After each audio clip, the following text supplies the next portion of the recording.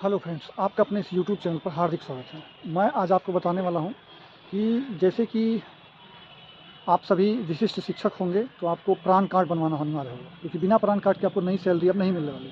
क्योंकि आप राज्यकर्मी हो चुके हैं, तो आपको अब एनपीएस में जाना होगा, जिसके लिए आपको प्राण कार्ड बनवाना होगा। तो उसके लिए कैसे आप बनाएंगे, उसका फुल प्रोसेस मैं आपको बताऊँगा। इसके लिए मुझे आपको अपने मोबाइल की स्क्रीन पर ले जाना होगा, तो अभी मैं आपको ले चलता हूँ।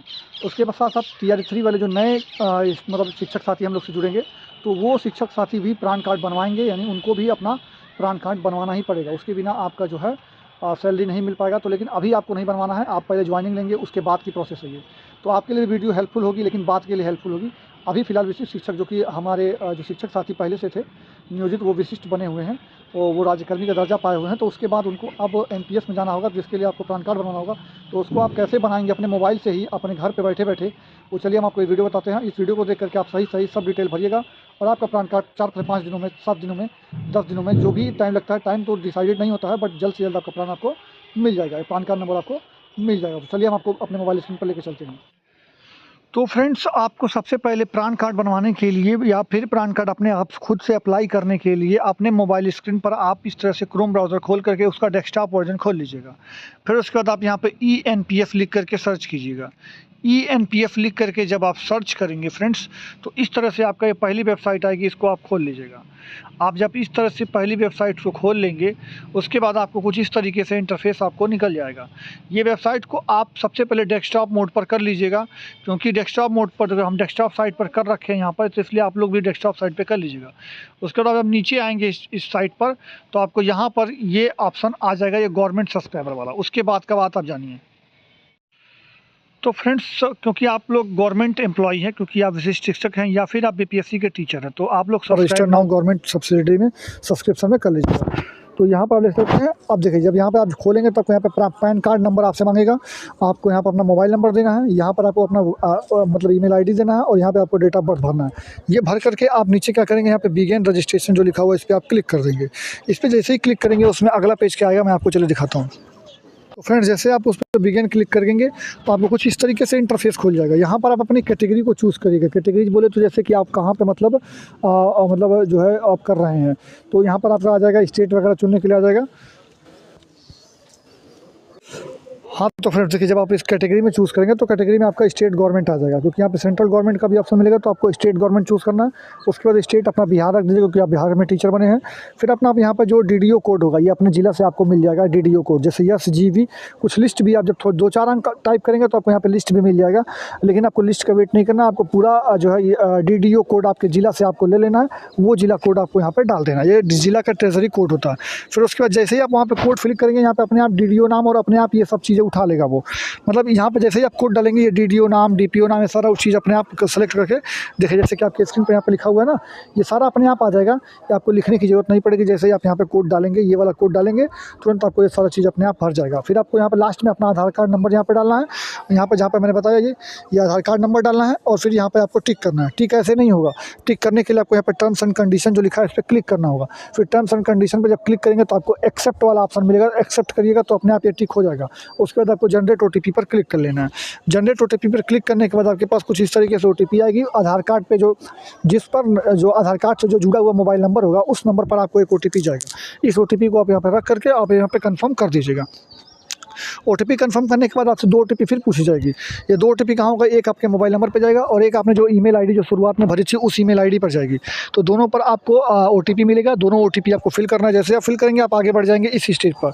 यहाँ पर आपको एक एक्नॉलेजमेंट नंबर आपको मिल जाएगा। वो एक्नॉलेज नंबर आपको लिख करके रख लेना है, या उसको कॉपी करके लिख करके आपको जैसे भी सुरक्षित स्क्रीनशॉट करके रख लेना है। स्क्रीनशॉट लेकर के रख दें, फिर कंटिन्यू पर आप यहाँ पर क्लिक कर लीजिएगा।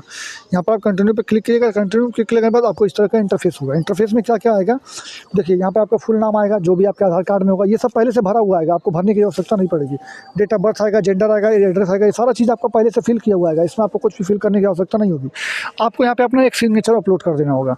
आप अपने मोबाइल में से पहले से सिग्नेचर अपलोड रखिएगा, तो उसमें KB वगैरह का कोई बाउंडेशन नहीं है। कोई भी सिग्नेचर होगा वो अपलोड हो जाएगा। तो यहाँ पर आप अपना अपलोड सिग्नेचर पर जाकर के अपलोड कर दीजिएगा सिग्नेचर में, वो सिग्नेचर अपलोड हो जाएगा। फिर आप यहाँ पर जो जो यहाँ पे सब्सक्राइबर टाइटल है, यहाँ पे जैसे अगर आप मान लीजिए लड़का है तो आप लगाइएगा श्री, लड़की हैं तो आप जो भी अपने हिसाब से होगा, श्रीमती जो भी आपका होगा, मिस जो भी होगा, आप अपना टाइटल लगा लीजिएगा। उसके पहले ऊपर में आपको जो 3 ऑप्शन दिया, अगर मान लीजिए आपके पिताजी जिंदा हो तो आप अपने फादर का नाम दे दीजिएगा, अगर आपके पिताजी जिंदा ना हो तो माता का नाम दे दीजिएगा, और अगर माता जी जिंदा ना हो तो पिताजी का नाम दे दीजिएगा। अगर मान लीजिए दोनों लोग जिंदा हैं तो आप किसी का भी दे सकते हैं, और अगर बाय द वे आपका कोई भी नहीं है तो आप ऑर्फन पे भी जा सकते हैं। तो वो आपके ऊपर है, जो भी आपका कंडीशन होगा वो आप अपने हिसाब से कर लीजिएगा। फिर यहाँ पर आप अपने भाई जैसे मान लीजिए यहाँ पे पिता का नाम है तो यहाँ पे आप अपने पिता का नाम लिखेंगे। अगर यहाँ पे अपने मदर का टिक किया तो यहाँ पे अपने मदर का नाम टिक करेंगे। जैसे मान लीजिए अगर आपने यहाँ पे अपने पिता का टिक किया तो यहाँ पे आप अपने पिताजी का नाम लिखेंगे, और अगर मदर का टिक किया तो मदर जी का नाम लिखेंगे। उसके बाद यहाँ पर आपसे पूछा जाएगा कि आप एनपीएस के बारे में कहाँ से जाने हैं, तो एम्प्लॉयर की मदद से जाने हैं, फ्रेंड की मदद से जाने हैं, कुछ भी आप लगा सकते हैं, इसमें कोई बाउंडेशन नहीं है। तो जब इस पर सेलेक्ट करेंगे कि एनपीएस के बारे में आपने कहाँ से जाना, तो आप एम्प्लॉयर लगा दीजिएगा, फ्रेंड जहाँ लगा दीजिएगा, जो भी लगाना होगा लगा दीजिए, उसमें कोई बाउंडेशन नहीं है। मैरिटल स्टेटस आपका जो भी हो, अनमैरिड हो, मैरिड हो, विडो हो, जो भी हो, आप यहाँ पे टिक कर लीजिएगा। बाकी सिटीजन ऑफ इंडिया अपने आप सेलेक्ट रहेगा, और यहाँ के बाद आपको आगे प्रोसीड कर जाना है। आगे जैसे ही आप प्रोसीड करेंगे फ्रेंड्स, तो आपको देखिए यहाँ पे कंफर्म, आप जैसे ही कंफर्म करेंगे आप, तो अगला पेज पे आप चले जाएंगे। अगला पेज में जो है आप जाने के बाद आपको, हाँ यहाँ पे देखिए अगला पेज में जाने के बाद आपको ये वाला ऑप्शन मिलेगा, ऐड बैंक डिटेल और ऐड नॉमिनी डिटेल। जब आप ऐड बैंक डिटेल पर क्लिक करेंगे, ऐड बैंक डिटेल पर जब आप क्लिक करेंगे तो यहाँ पर आपको सिंपली आपको क्या मांगा जाएगा, आपको IFSC कोड मांगा जाएगा, उसके साथ ही आपका बैंक अकाउंट नंबर मांगा जाएगा, IFSC code, bank account number, और उस बैंक अकाउंट नंबर को दोबारा भर के यहाँ पर आप सेव पर क्लिक कर लीजिएगा, तो ये आपका सेव हो जाएगा। उसके बाद आपको दूसरा ऑप्शन मिलेगा यहाँ पर नॉमिनी डिटेल का।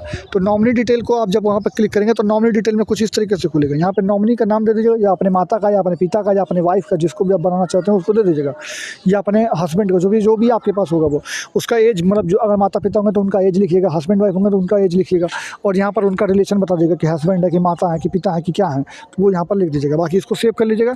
जैसे ही आप ये दोनों डाटा सेव करेंगे आपको कुछ इस तरीके से इंटरफेस में यहाँ पर ग्रीन और यहाँ पर भी ग्रीन टिक हो जाएगा। जब ये दोनों डाटा आपने भर देंगे तो यहाँ पर ग्रीन टिक हो जाएगा। उसके बाद आपको प्रोसीड पर क्लिक कर लेना। जैसे आप प्रोसीड पर क्लिक करने से पहले, मतलब यहाँ पर देखिए ध्यान से, प्रोसीड पर क्लिक करने से पहले आप यहाँ पर ये जो सेट इट लेटर जो लिखा हुआ है, सेट इट अप लेटर जो लिखा हुआ है, तो ये इसको आप यहाँ पर टिक कर लीजिएगा। ये जो गोला बना हुआ है, मैं आपको जूम करके दिखा देता हूँ, ये जो गोला बना हुआ है, इस गोला पे जो बना हुआ है इस पर आप यहाँ पर टिक कर लीजिएगा, और टिक करने के बाद जो है इस पर प्रोसीड पर क्लिक कीजिएगा, क्योंकि आपको Tier 2 का अभी नहीं देना है, बाद में आप इसको बना सकते हैं, बट अभी मत दीजिएगा। तो सेट इट लेटर पर क्लिक करके आप इसको आगे बढ़ जाइएगा। फिर जैसे आप आगे बढ़ेंगे आपको कुछ इस तरह से छोटी मोटी डिटेल मांगी जाएगी। जैसे आपके यहाँ पे आधार कार्ड का 4 नंबर, लास्ट के 4 डिजिट आपको डालने हैं। यहाँ पर आपका डेट ऑफ बर्थ, जहाँ पर भी आपका जन्म हुआ है वो डालिएगा, शहर का नाम डाल दीजिएगा, बस उतना काफ़ी है। फिर आपका यहाँ पे बर्थ इंडिया में ही हुआ है। बाकी आपका यहाँ पे मेंबरशिप प्रान जो है, पी प्रान जो लिखा हुआ है, पी पैन जो लिखा हुआ है, मेंबरशिप जो यहाँ पर आ रहा है, तो इसके लिए देखिए फ्रेंड्स, बहुत सारे जिला में इसमें BPSC का रोल नंबर डलवाया जा रहा है। बहुत सारे जिलों में BPSC का रोल नंबर डलवाया जा रहा है, बहुत सारे जिलों में उसको खाली भी छोड़वा दिया जा रहा है। तो आप अपने जिला से संपर्क कर लीजिएगा एक बार, मतलब अपने अगल बगल बच्चों से पूछ लीजिएगा कि क्या BPSC का रोल नंबर आप लोग डाले हैं। अगर वो लोग डाले होंगे तो आप भी डाल दीजिएगा, आपके जिला में अगर पढ़ रहा होगा तो यहाँ पर अगर पढ़ेगा तो BPSC का रोल नंबर पड़ेगा, अन्यथा कुछ नहीं पड़ेगा। तो 2 ऑप्शन हो सकता है, या तो कुछ मत डालिए या तो BPSC का रोल नंबर डालिए। आप इस बात को अपने कंफर्म कर लीजिएगा अपने जिला से, क्या वहाँ पे क्या चल रहा है। जैसे अपने पूर्णिया में क्या यहाँ पे BPSC का रोल नंबर डाला जा रहा है, और अदर जिले में पता नहीं डाला जा रहा हो या नहीं डाला जा रहा हो, ये कंडीशन के हिसाब से होता है। बाकी आपको यहाँ पर date of joining, date of retirement और डिपार्टमेंट आपका एजुकेशन डिपार्टमेंट हो जाएगा। बाकी डेट ऑफ रिटायरमेंट जो होगा वो आप कैलकुलेट कर सकते हैं। जैसे कि मान लीजिए आप मान लीजिए 1 जनवरी मान लीजिए आपका 2 जनवरी, जैसे 1 तारीख को अगर मान लीजिए आपका जन्म हुआ, तो उस महीने के जस्ट, जैसे मान लीजिए आपका जन्म 1 जून को हो रहा है, तो आप क्या लिखेंगे, डेट ऑफ बर्थ जो भी होगा वो 30 मई देंगे आप। 30 मई मान लीजिए, जैसे डेट ऑफ बर्थ अगर आपका 1 जून 2000 है, सन 2000 है, 1 जून सन 2000 है, तो आप उसमें 60 जोड़ेंगे तो 2060 मिल जाएगा, मतलब 2060 मिल जाएगा। तो 2060 जो होगा वो मई का लेंगे आप। 1 जून अगर आपका होगा तो आप लिखेंगे 30 मई सन 2060। लेकिन अगर आपका 1 तारीख से ज़्यादा होगा, जैसे 2 तारीख हो, 3 तारीख हो, 4 तारीख हो, 5 तारीख हो, तो आप महीने के लास्ट में जाएंगे।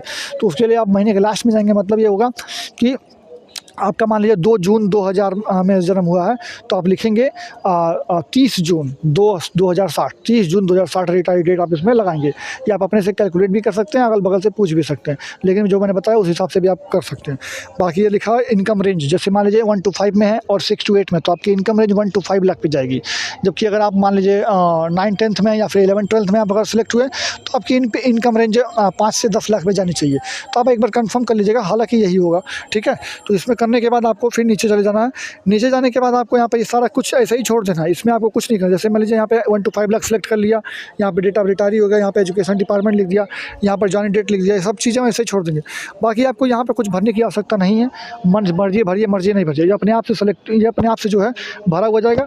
उसके बाद आपको लास्ट में यहाँ पर नीचे आपको दिया होगा कंटिन्यू पे जैसे ही आप क्लिक करेंगे फ्रेंड्स, तो आपको इस ऑप्शन पर चले जाएंगे। जैसे आप नीचे लास्ट में कंटिन्यू पर क्लिक करेंगे, उसके अलावा आपको उसमें कुछ नहीं भरना, वो सारा आप ऑटोमेटिक फिल रहेगा, या जो चीज़ नहीं फिल रहेगा आप उसको छोड़ दीजिएगा, उसको कुछ भी मत भरिएगा। जैसे उसके आगे बढ़ेंगे तो आपको ये वाला पेज खुल जाएगा। अब आपको ये वाला पेज खुलने के बाद आपको यहाँ पर दिखेगा ये अपलोड पीडीएफ। इसमें 5 MB तक का पीडीएफ अपलोड कर सकते हैं। सवाल उठ रहा है कि इस पर डालना क्या, इस पीडीएफ वाले ऑप्शन में अपलोड क्या करना है।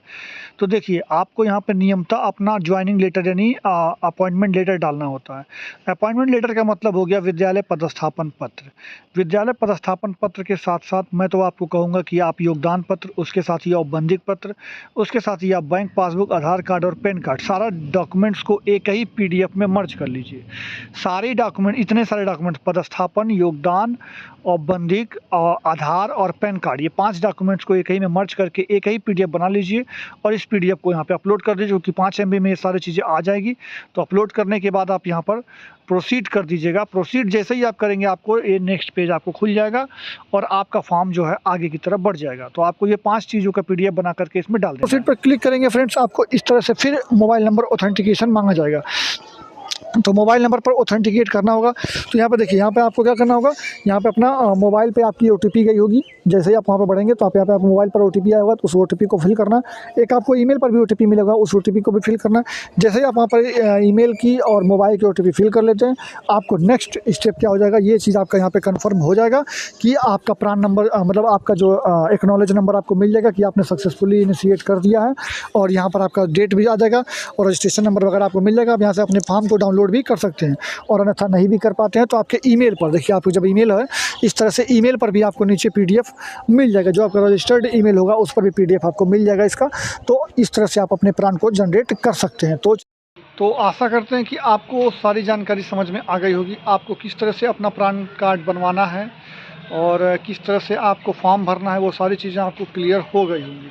तो इसी तरह से आप इसी प्रोसेस के थ्रू आप अपना प्रान कार्ड अपने घर बैठे अपने मोबाइल से खुद अप्लाई कर सकते हैं, और जल्द से जल्द अप्लाई करिए। उसके बाद आपको 5-7 दिनों में, मैक्सिमम मैक्स टू मैक्स 10-12 दिनों में आपके प्रान आपके अकाउंट में, मतलब आपके नंबर जो है आपके मोबाइल, रजिस्टर्ड मोबाइल नंबर पर भेज दिया जाता है। उसके साथ ही साथ आप ईमेल से आप उसको डाउनलोड भी कर सकते हैं और बाद में वो आपके एड्रेस, होम एड्रेस पर भी भेजा जाता है। तो इस तरह के कुछ प्रोसेस थी जो कि मैंने आपको बताया। वीडियो कैसा लगा आप बताइएगा, वीडियो को लाइक कीजिएगा, शेयर कीजिएगा, सब्सक्राइब कीजिएगा। मिलेंगे अगले वीडियो में, तब तक के लिए अपना ख्याल रखिएगा। जय हिंद, जय भारत, धन्यवाद।